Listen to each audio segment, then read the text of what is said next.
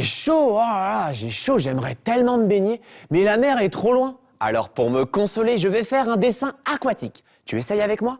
C'est tout bête. Pour cette technique, nous allons utiliser du cellophane.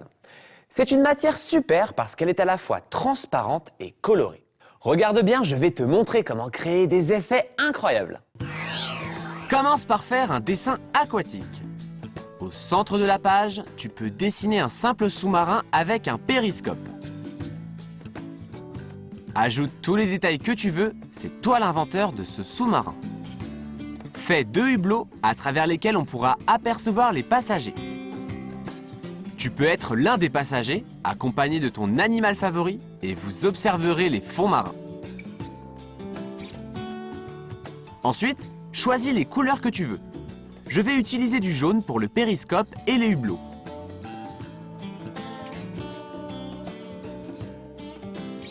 Colorie tes personnages selon ton inspiration. Cet enfant a l'air vraiment content. C'est sans doute la première fois qu'il se promène au fond de l'océan. Je colorie le reste du sous-marin en rose vif. J'aime bien le contraste avec le jaune. Super! Une fois que la peinture est sèche, retrace les contours du dessin au feutre indélébile.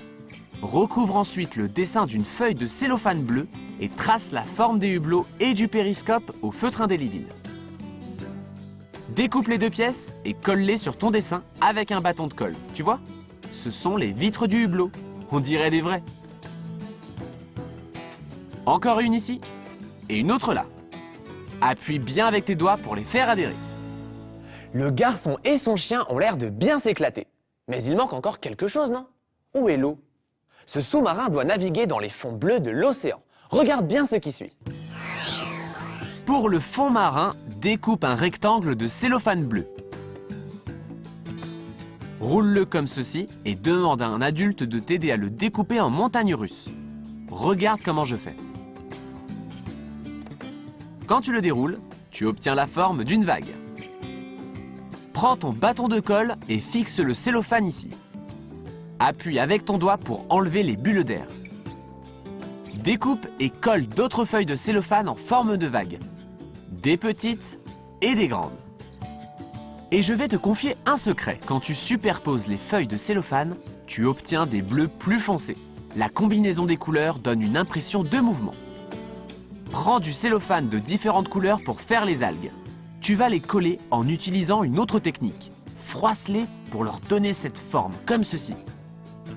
Pour la touche finale, tortille un rectangle de cellophane rouge comme cela et colle-le sur les algues. Génial! Regarde, j'ai ajouté d'autres algues ici pour décorer le fond sous-marin. Et le garçon et son chien sont tellement fascinés qu'ils sont sortis du sous-marin pour explorer l'océan. Mais ils ne sont pas les seuls à être partis en exploration. Regarde-moi ce chouette scaphandrier.